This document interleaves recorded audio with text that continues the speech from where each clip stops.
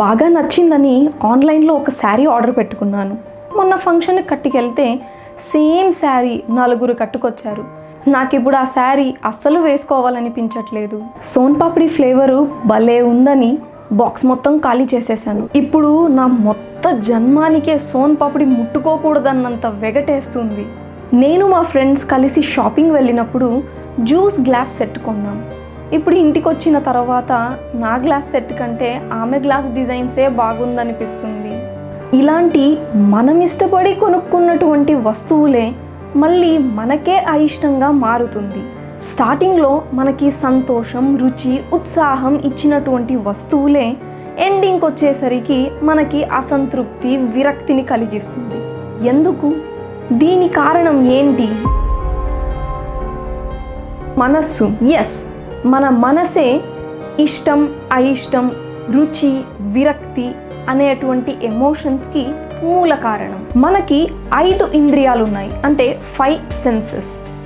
కంటితో చూసేటువంటి దృశ్యాలు, ముక్కుతో పీల్చేటువంటి సువాసన, నాలికతో రుచి చూడడం, చెవులతో వినేటువంటి శబ్దము మరియు చర్మానికి కలిగే స్పర్శ. ఇలాంటివన్నీ మనకి ఇష్టమా లేక కష్టమా అనేటువంటి నిర్ణయం తీసుకునేది మన మనస్సు. కానీ మనసు యొక్క స్వభావం ఎలాంటిదంటే చంచలం, అస్థిరం, అంటే ఫ్లికరింగ్ అండ్ అన్స్టడీ. ఇలాంటి స్వభావం కలిగినటువంటి మనసు మన జీవితం యొక్క ముఖ్య ఉద్దేశాలని, లైఫ్ డెసిషన్స్ని తీసుకుంటుంది. ఇష్టంగా ఉన్నవి కొన్నిసార్లు కష్టంగా మారుస్తుంది. అలానే కష్టంగా ఉన్నటువంటి కొన్ని విషయాలని ఇష్టంగా చూపిస్తుంది, ఇష్టంగా మార్చుకుంటుంది. ఇలాంటి స్వభావము కలిగినటువంటి మనసుతో ప్రయాణం చేసే మనల్ని మన మనసు ఎక్కడికి తీసుకెళ్ళబోతుంది? మరొక షాకింగ్ ఫ్యాక్ట్ ఏంటంటే మనము ఈ మనసు కాదు, అలాగే మనం ఇంద్రియాలు కూడా కాదు. అయితే మనం ఎవ్వరు?